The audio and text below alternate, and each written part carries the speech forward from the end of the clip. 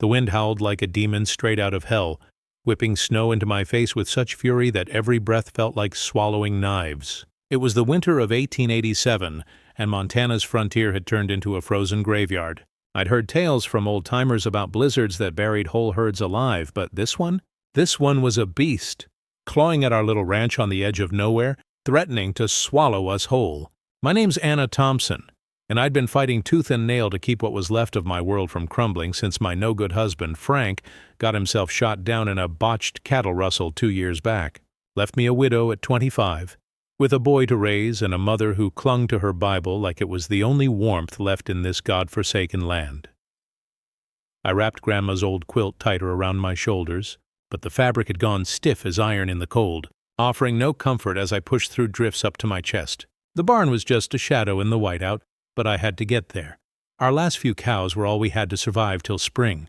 If they froze, we'd starve. My boots sank deep, each step a battle against the gale that tried to knock me flat. My hands, raw and numb inside my gloves, gripped the rope I'd strung from the cabin to the barn earlier that day, a lifeline in the chaos.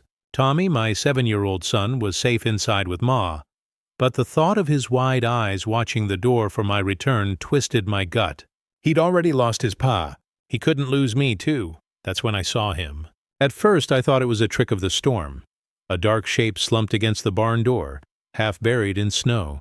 But as I got closer, the metallic tang of blood hit me through the wind, sharp and wrong. He was a man, tall and broad-shouldered under his tattered coat, but curled up like a dying animal. Blood soaked his side, turning the snow around him into a gruesome red slush. His hat had blown off, revealing hair matted with ice, and his face, God, his face was pale as death, with a jaw set hard even in unconsciousness. But his eyes flickered open as I knelt, green as fresh sagebrush after rain, piercing right through me. Outlaws. Come in, he rasped, his voice barely cutting over the storm. Don't get involved. Then his head lolled back, those eyes rolling shut. I froze, my heart slamming like a trapped bird. Shadowy riders? In this blizzard? I scanned the white void, but saw nothing, just endless swirling snow. But the fear in his whisper chilled me deeper than the cold. Who was he? A outlaw himself? Or some poor fool caught in the crossfire of the lawless men who roamed these parts? My mind raced back to Frank's End, gunned down in a saloon brawl over stolen steers, leaving whispers that I'd known about his thieving all along. The town of Silver Creek had branded us ever since. The Thompson trash, not fit for decent folk. If I helped this stranger, and he brought trouble to our door, we'd be done for. But leaving him to die? That wasn't me. Not after all the cold shoulders and cruel stares I'd endured. No, I'd haul him inside, storm be damned. Grabbing his arms, I dragged him toward the cabin, his weight like a sack of lead in the deep snow. Blood trailed behind us, a stark red line that the wind tried to erase. My back screamed, legs burning, but I pushed on, whispering curses under my breath. Come on, you fool. Don't die on me now. The door finally loomed, and I kicked it open, tumbling inside with him in a heap. Mary Thompson, her silver hair pinned tight and her face etched with the lines of too many hard winters, stood by the fire, stirring a pot of thin stew. Tommy sat nearby, whittling a stick with his pocket knife, his freckled face lighting up at my entrance before turning to horror at the sight of the man. Anna! What in God's name? Ma started, dropping the spoon. Help me get him by the hearth, I gasped, slamming the door against the wind. He's shot bad. Tommy, fetch clean rags and boil water now. Tommy's eyes went wide as saucers, but he scrambled to obey, his small hands shaking. Ma knelt beside me, her practical nature kicking in despite the shock. Together we stripped off his blood-soaked coat, revealing a nasty bullet wound in his right side, still oozing. His chest rose and fell shallowly, each breath a wet rattle. He was built strong, like a man who'd spent his life breaking horses and mending fences, but right now he was broken. No doctor'll come in this mess, Ma muttered, pressing a cloth to the wound. You'll have to dig it out yourself, girl. I nodded, my stomach churning.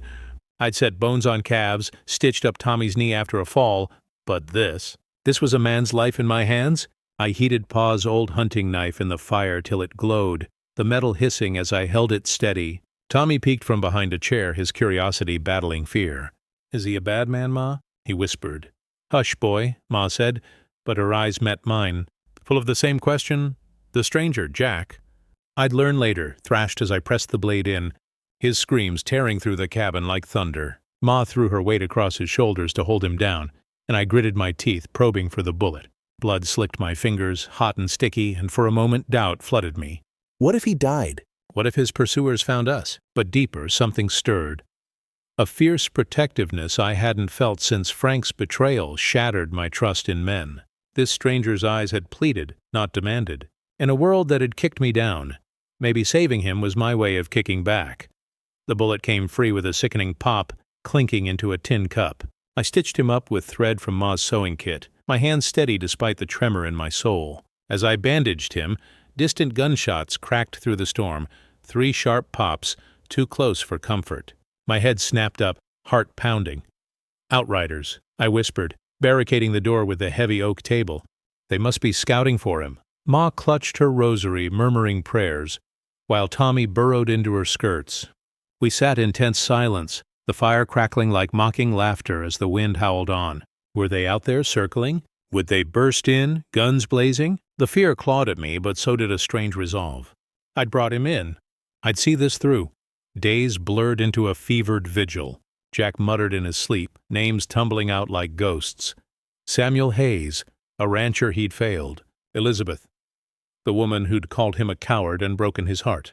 His words painted a picture of regret, of a man haunted by one frozen moment that cost everything. I tended him with herbal poultices from Ma's garden stash, willow bark for pain, yarrow for the wound, and buckets of melted snow to cool his brow. My hands grew raw from wringing cloths, but touching his fevered skin awakened something dormant in me. He was handsome in a rugged way, with a scar slicing his eyebrow and stubble shadowing his jaw. But it was the vulnerability that tugged at my heart, the way his brow furrowed in dreams, like he was fighting battles even unconscious. Ma warned me one night as we sat by the fire, Tommy asleep in his bunk. He's trouble, Anna. Those eyes of his, green as envy, they'll bring nothing but heartache. We've enough scars from Frank. I stared into the flames, remembering Frank's charming smile that hid his lies. He'd swept me off my feet at 19, promising a life of adventure on this ranch. But his rustling ways had tainted us all. Silver Creek's folks crossed the street when we passed, the preacher sermonizing about sins of the father, while kids threw rocks at Tommy, calling him names that made my blood boil. Maybe, I admitted to Ma, but look at him, broken like us. What if helping him heals something in me, too? She sighed, patting my hand. You're too soft-hearted, girl. That's what got you into this mess with Frank. On the 5th dawn, as weak sunlight filtered through the frosted window, Jack's eyes opened clear. He tried to sit, wincing, his gaze locking on mine with gravelly suspicion. Who the hell are you? And why'd you risk your neck for a wanted man like me? I handed him a cup of broth, my voice steady despite the flutter in my chest. Name's Anna Thompson, and because the world's already kicked us down enough, one more boot print won't make a difference. He drank slowly, studying me over the rim. Those green eyes held storms of their own. Pain, wariness, but a spark of something warmer. Tommy crept closer, unable to contain his wonder. Are you a real gunslinger, mister? Do you got a horse? Can you shoot faster than lightning? Jack's mouth twitched in what might have been a smile, drawing a rare chuckle that softened the cramped air. Used to, kid. Name's Jack Harlan. And yeah, I've outdrawn a few fools in my time. Tommy's face lit up like Christmas morning, bombarding him with questions about frontier trails, Indian skirmishes, and saloon showdowns. Ma called him away to chores, but I saw the shift, Jack's hardness cracking just a bit around the boy. As late January thawed the ice, revealing muddy trails snaking toward Silver Creek, Jack regained strength. He chopped wood without being asked, his axe swings careful but determined, sweat beading on his brow despite the chill. Watching him from the window, I felt a pull I hadn't expected. He moved with a quiet grace, like a man who'd tamed wild mustangs but couldn't tame his own demons. One evening, as we shared a meager supper of cornbread and beans, he confessed his past. Worked for Samuel Hayes down in Colorado. Good man, fair boss. Land grabbers came one night, greedy sons of bitches wanting his spread. I hesitated. Just a second too long, Samuel took the bullet meant for me. His voice roughened, fists clenching. His daughter, Elizabeth, she was my fiancée, called me a coward, said she'd never look at me again. Been drifting ever since, outlaws on my tail for what I saw. The pain in his words mirrored my own scars. I shared about Frank. His double life as a cattle thief.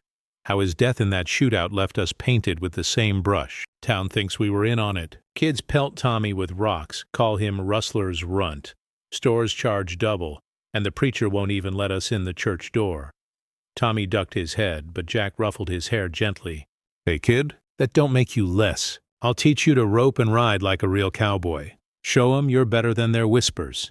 The gesture warmed me, but danger lurked. Jack tried to ride out one muddy afternoon, insisting he was strong enough, but he collapsed halfway to the gate, his wound reopening in a fresh bloom of blood. As I rushed to him, a lone rider crested the hill, a bounty hunter, his badge glinting, circling the property like a vulture.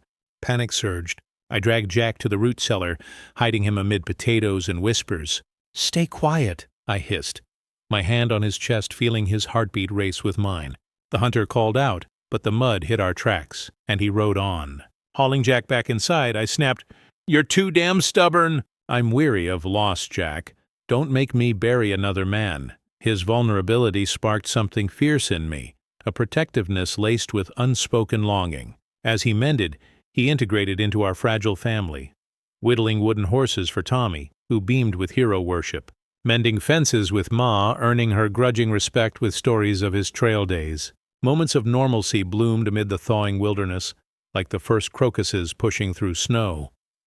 But supplies ran low, so I ventured to Silver Creek, enduring the sneers. Old Man Hargrove at the general store leered, inflating prices. "Cash only for the likes of you, Thompson." "Heard you're harboring a drifter. Living in sin, eh?" Whispers followed me out.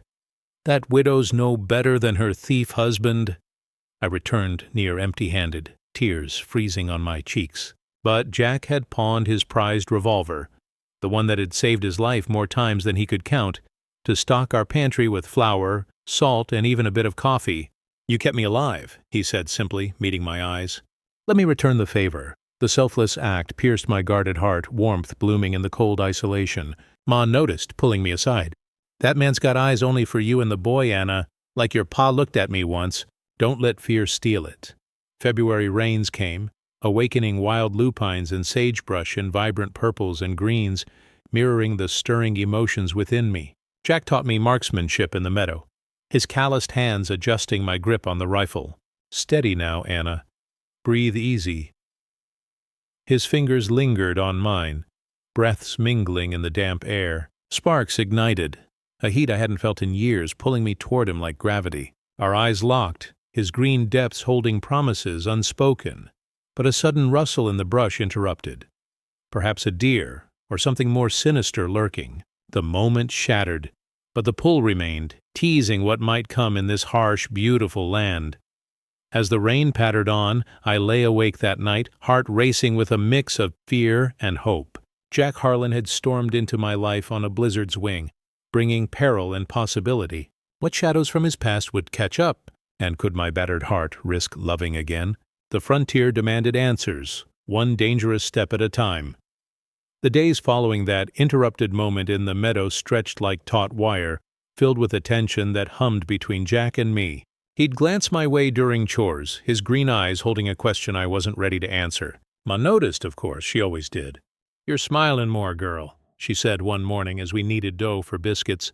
"That man's stirring something in you. Just be careful. The heart's a fragile thing out here." I brushed flour from my hands, avoiding her gaze. "It's nothing, Ma, just grateful for the help." But it was more. Much more. Jack's presence had cracked the ice around my soul, letting in slivers of light. Tommy adored him, trailing after like a pup, begging for stories of cattle drives and showdowns. "Tell me about the time you outran them Apaches, Mr. Jack." Tommy'd plead, and Jack would oblige, his voice low and steady, painting pictures of dust-choked trails and starlit camps that made even Ma lean in. But the threats lingered. Whispers from town reached us via old Widow Jenkins, a grizzled neighbor who rode over one slushy afternoon with a basket of eggs. "Heard talk in Silver Creek," she said, her toothless grin fading.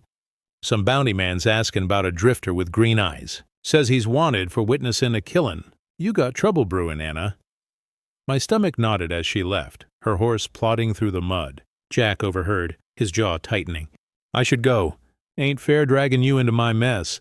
No, I snapped, fiercer than intended. You leave now, you'll bleed out before you hit the trail. Besides, I trailed off, the words catching. Besides, I didn't want him gone. His laugh with Tommy, his quiet strength stacking wood, it filled the empty spaces Frank had left. That night, as the rain drummed on the roof, Jack sat by the fire, sharpening his knife. Tommy slept. Ma dozed in her rocker. I joined him, the flames dancing shadows across his face. Tell me about Elizabeth, I said softly, curiosity burning. He paused, blade still. She was fire and spirit, like you. Samuel